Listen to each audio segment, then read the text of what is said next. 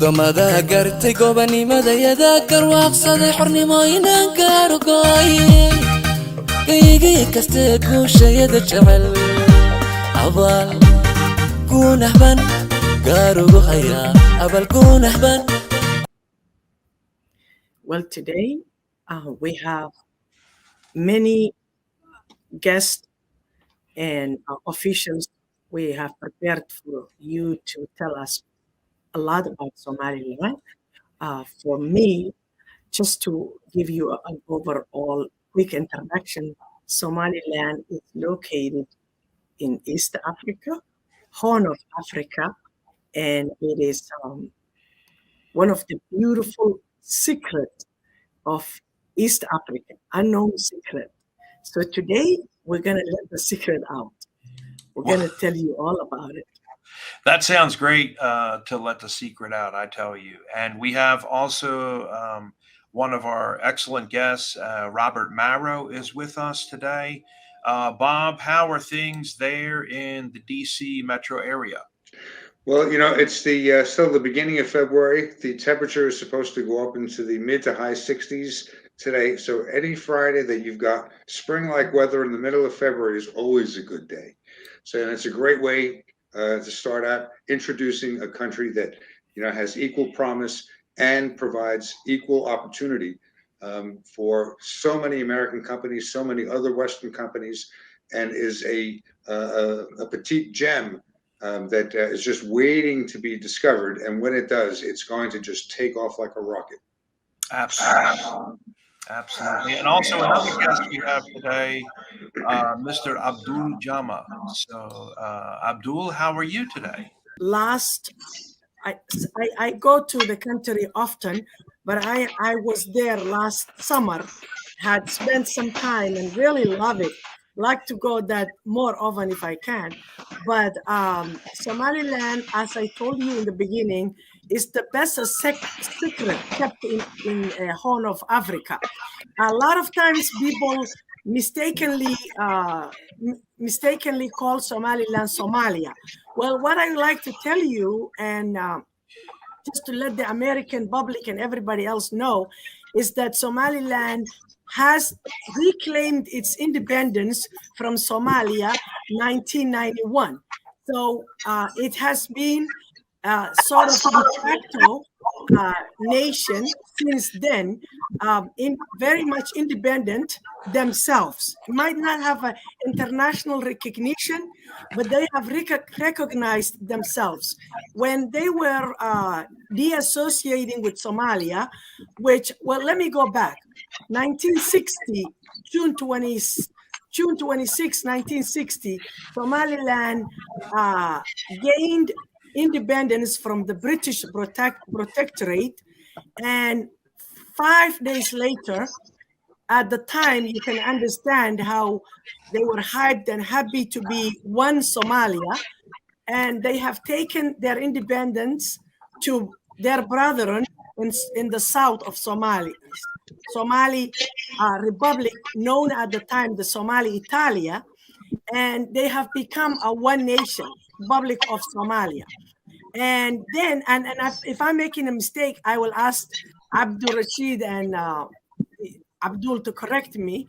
But from the history that I know, that once they became one nation, and 20 years or so, or 20 some years or so, things was not going very well. Somaliland, there have been a vicious war. In fact, dictator Ziad Barre created a war, and it has become, a very bad civil war in the 80s and late 80s. In 1991, the Somaliland had enough, and they said enough is enough, and they have reclaimed their independence. They have left their brethren, Somalia, and left the flag for them, and left the name and everything. And they said, you know what? We are going to take back our independence that we brought to you. And so what I know is ever since 1991, Somaliland have built, unlike any other African nation, democracy and rule of law. They have been passing, you know, and what do you call it, like without I'm gonna war interrupt and you. without any. Yes, Dr. K, the ministry go just ahead, joined Abdul. us. I would definitely introduce you to the Ministry of Foreign Affairs in Somaliland. So please join. Please let him. Okay, I'm going to introduce Bob Marrow. Before that, Robert Marrow, or Bob Marrow as we call him, is a long friend of Somaliland. He's a senior advisor of Somaliland Strategic Advisory Group here in Washington, DMV Metro. He's been working with us. He met many of the ministers when they came last year, March of last year. And Robert knows a lot about Somaliland history. This time, it's my pleasure to welcome Robert Marrow to the show. Thanks, Anab, and welcome. Assalamu alaikum to everyone.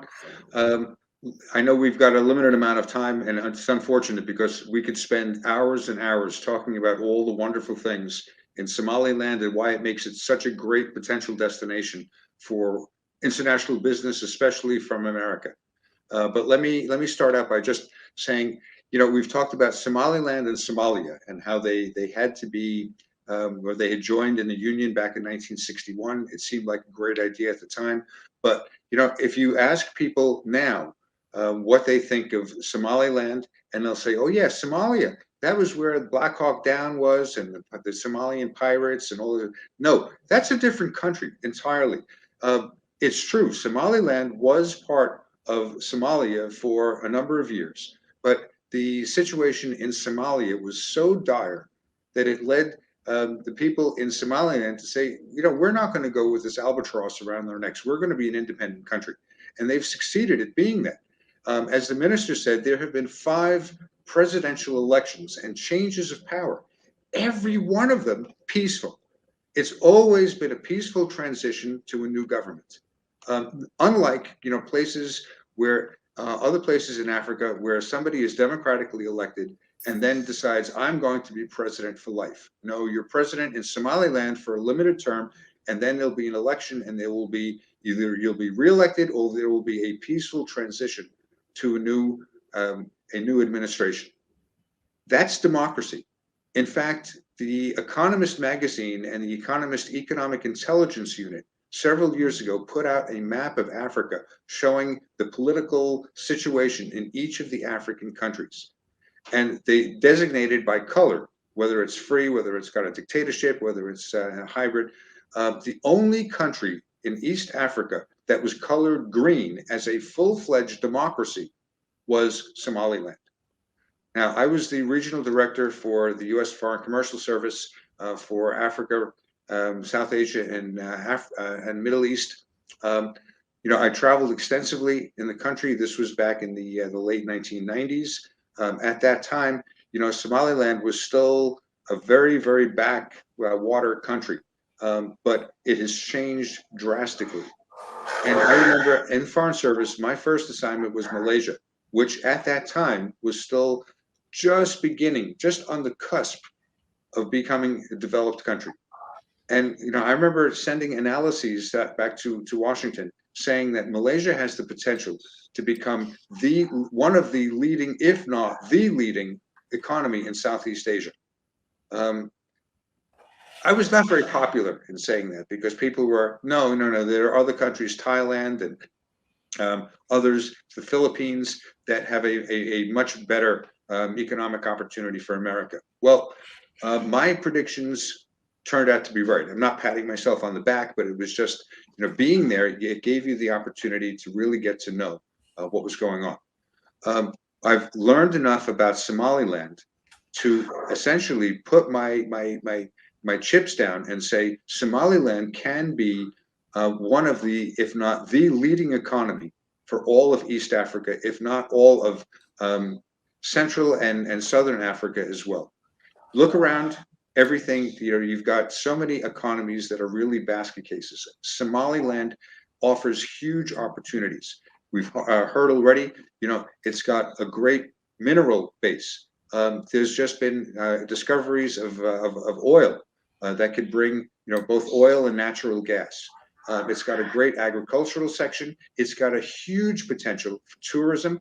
It's got, hundreds of miles of beaches and seafront areas. It's got a strategic location that it cannot be denied. In fact, in the latest U.S. defense bill for the coming years, Somaliland was singled out as someplace of what needs to be given a great deal of attention by the United States. It's right on the Horn of Africa. Look at any map, and you can see why the Brits went there. As we saw on the band below, the French were there in 1864, just as a coaling station, but the Brits came in early in the 20th century because of its strategic location right by the Horn of Africa. And it's become even more strategically important now because with China and others trying to develop closer relations with a lot of African countries, the United States needs to have good friends, good allies, and good locations in Africa, and especially locations that share a lot of our American democratic values, free elections, government for and by the people.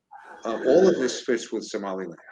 And it's an economy that if American companies come in, it will be like Malaysia, which went from something of an economic backwater to one of the top leading economies in the entire world. Somaliland has that capability. It's small, so it's never going to rival the US or China or Russia, but it can be one of the top tier secondary economies in the entire world. I've seen a couple of things, some questions on here. Why is Somalia and Somaliland? Why is there so much confusion? Well, why is the sky blue? We have to explain to people why there is an independent Somaliland and why it's not part of the country that is a failed state and is riven by terrorism and just economic basket case in Somalia. I saw something on the Lester Holtz NBC News the other night where they were talking about 50% of the people in Somalia are facing famine this year. Somaliland, that's not the case. Somaliland is capable of sustaining itself. And this is why we are going to do more of programs like this so that we can get this country better known. The Economist wrote an article last spring talking about this is the country that most deserves independence, recognition, and support, and is not getting it, and questioning why are America and UK and every other democracy not going in there. It's all political. It would take 15 minutes to explain all the politics. I'm not going to do that, but it's just to say that there are political issues and diplomatic issues that have made it difficult. But the more we go down and the more we see failed states that surround Somaliland and a vibrant economic democracy in Somaliland, that's where the United States needs to be, both economically, politically, and socially.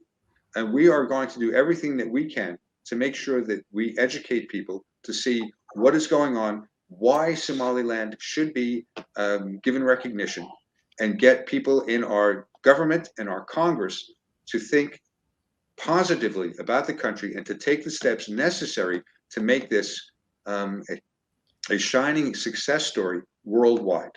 So all I can say is there's a whole lot more that we can talk about, but stay tuned for future programs, and we will do this, and we're going to explain a lot more about what's going on in Somaliland and why this country so wonderfully deserves all the support that we can give.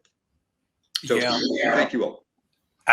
For that information. I think we really have showed the world today they cannot no longer afford not to be paying attention to Somaliland.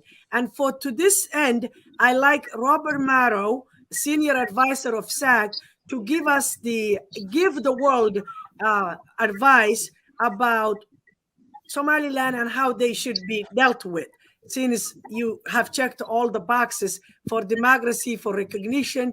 And I would like us to close by Bob Marrow's advice. And go ahead, Bob, please. You're muted, Bob. You're muted.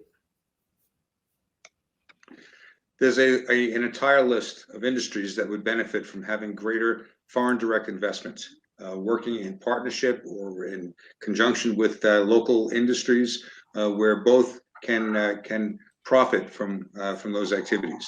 You know, the list would be it would take an entire page to go through.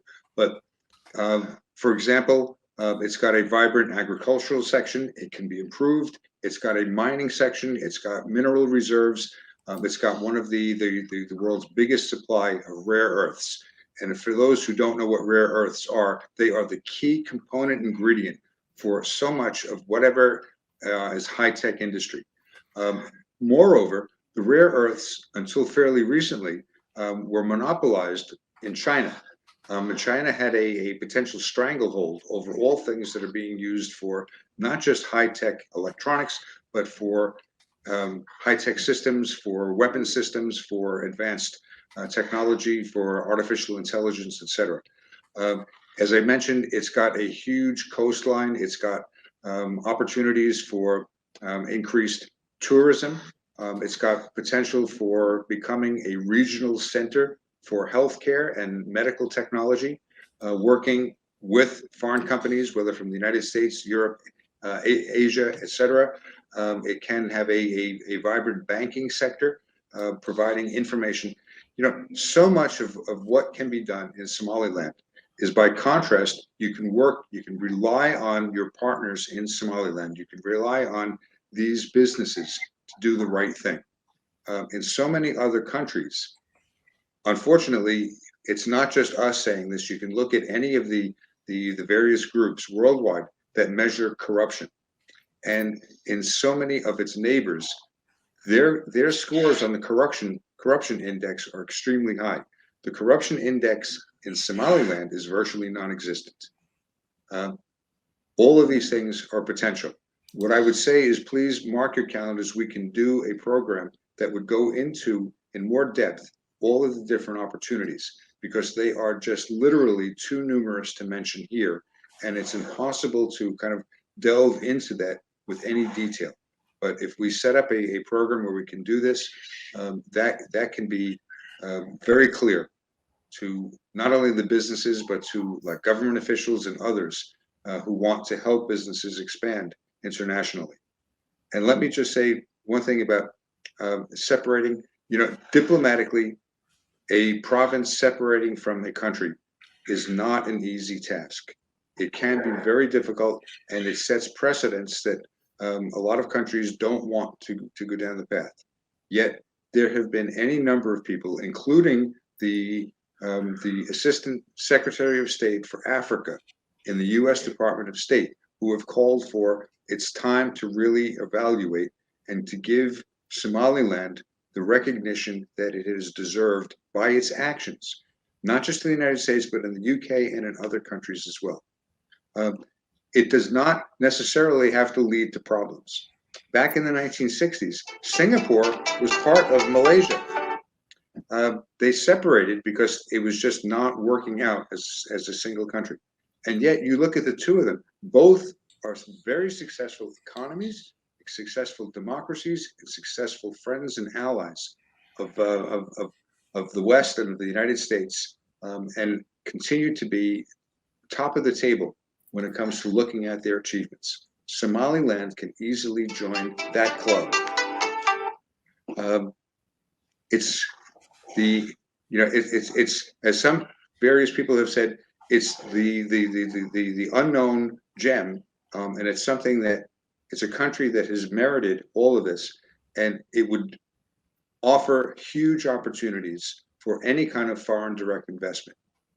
As people in the United States, we would like to see American companies take maximum advantage, but any country from that has a vibrant economy, and I'm not talking about China, but I'm talking about countries in the West and in democracies, they can find huge opportunities in this.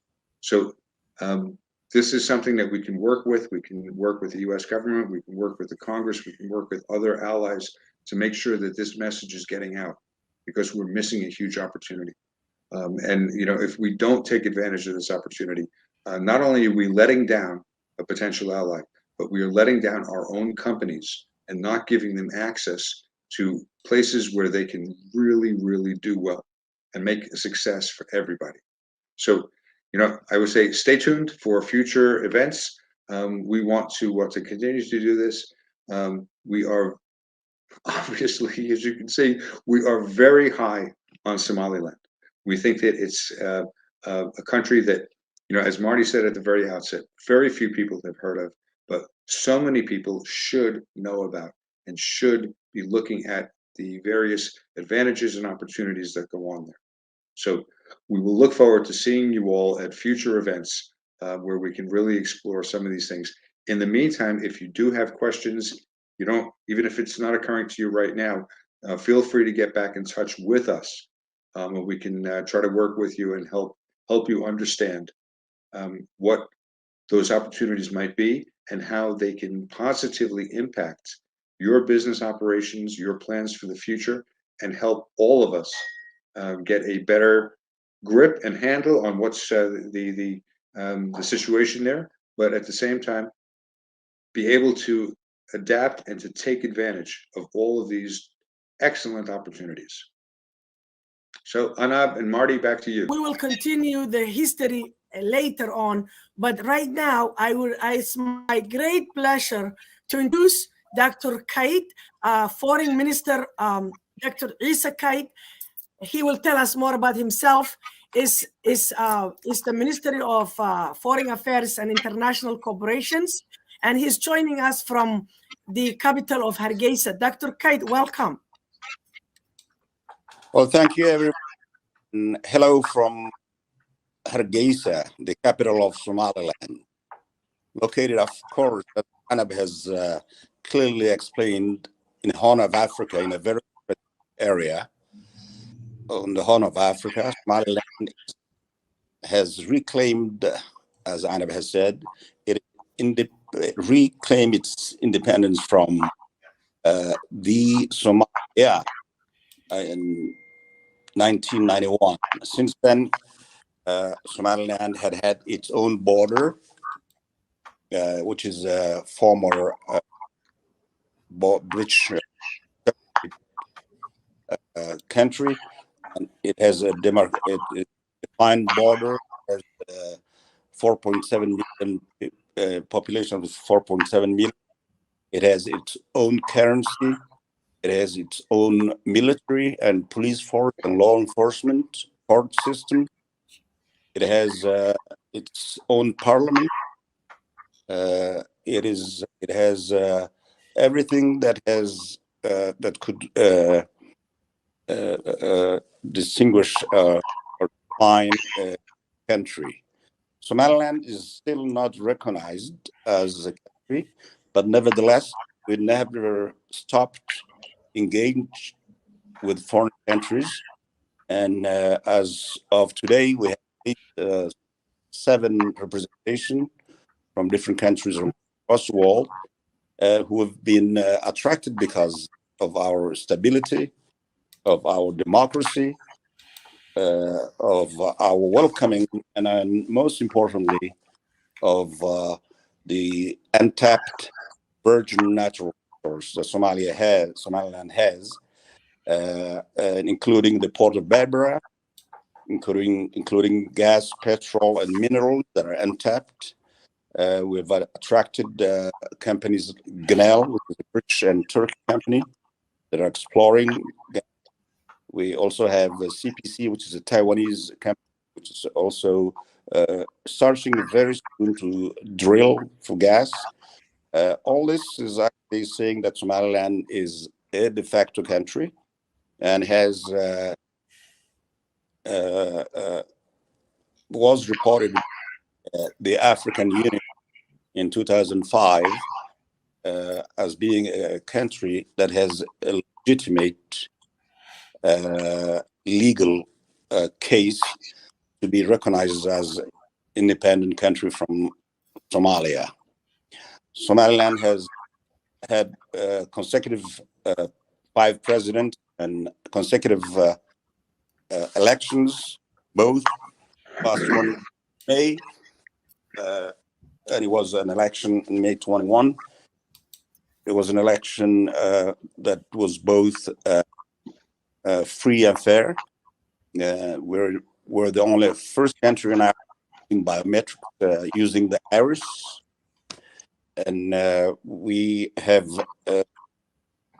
done back-to-back parliamentarian and also the local government election. Somaliland is a stable, free country where people are welcoming, and it is located in East Africa. It's a very big area in a horn of Africa.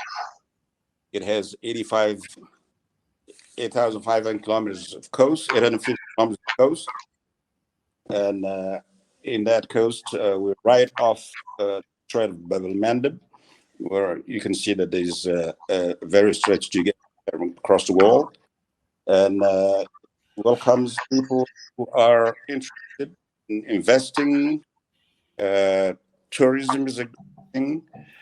Somaliland has been fighting against terrorism and foreigner militia. Somaliland has been in the center of was kind of the buffer zone for most African countries to protect them against the illegal fishing, illegal wildlife trafficking or human trafficking. Somaliland has decided to continue that path and continue to welcome people to invest, which is the most important thing. As you know, Somaliland has 4.7 million people, or 70%, 0% are under the age of 40. Equal opportunity, and it's a country that has all this resource that I've talked about, and we welcome anybody, any organization, any company who would like to invest to come to visit us, and open arms.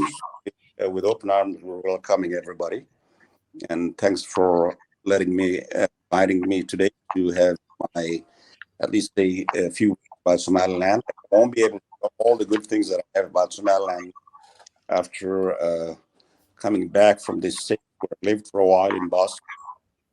And I've noticed that this is really there's an opportunity for everybody here to come and see what Somaliland has to offer. I thank you very much. Pleasure. Thank you, Dr. Kaid. We are very happy to have you. There might be a few questions if you can hang around. I know your schedule is very busy and demanding. If you can just hang on for a little bit, we would really appreciate if you have a little bit of time. At this time, Mahdi, I like to welcome Abdurrashid Rira. And Abdurrashid is the former chairman of the Electoral Commission. He has run and done wonderful elections. He will tell us more about that himself. He's joining us today from Djibouti, where he is visiting. Abdurrashid, welcome. And you are muted, Abdurrashid. If you can unmute your phone and then join us, please. And while Abdurrashid is working on his phone, I also like to introduce Robert Marrow. We call him Bob. Bob Marrow is a long friend of Somaliland. And Abdi, are you ready? Abdurrashid, yes. Okay. Yes, thank you very much. Good morning. I will hold on to Bob. Abdurrashid, go ahead, please. Okay, thank you very much. Good morning and good evening to everybody. In the first place, I would like everybody to excuse me because I just have a flu and maybe my voice is not all right. But anyway, I welcome everybody and I appreciate this meeting to be part of it. And I would say thank you very much, everyone. Well, Somaliland is a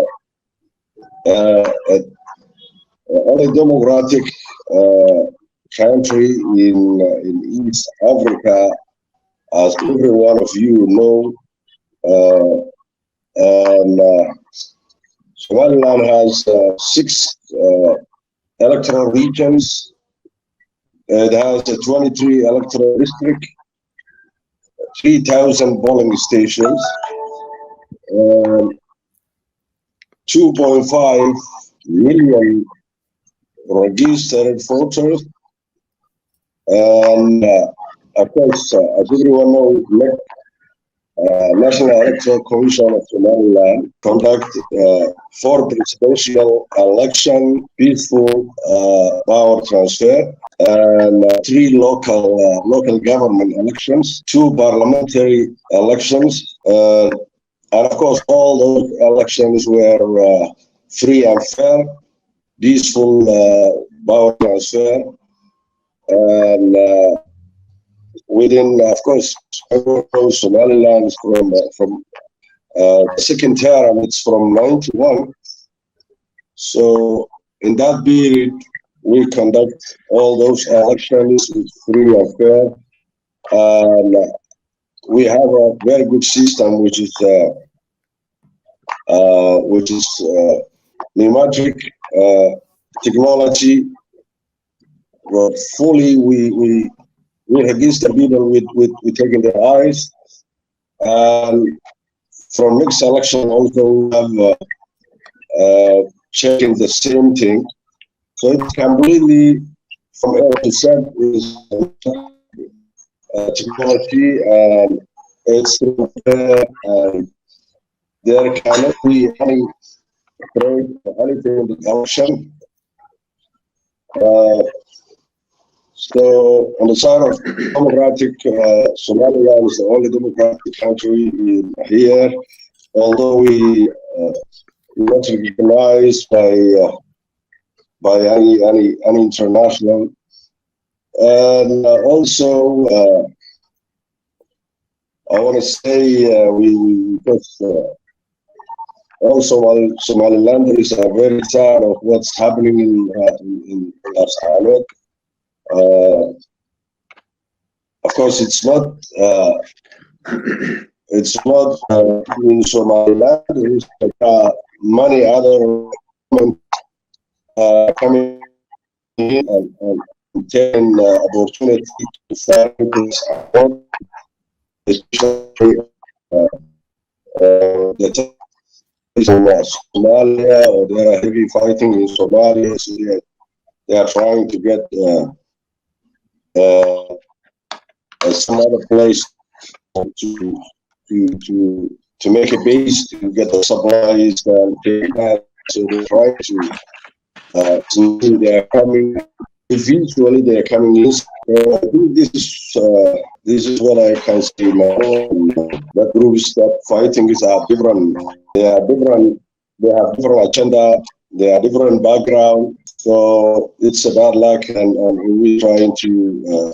Of course, the Minister of Foreign Affairs is there, and he knows more than I know. Thank you very much. At this time, thank you so much for giving us that background information. wadamada gartay gobanimadayada garwaaqsaday xornimooyinaan gaarugooy kaygii kastee guushayada jecel abaal guunahban gaarugu hayaa abal guunahban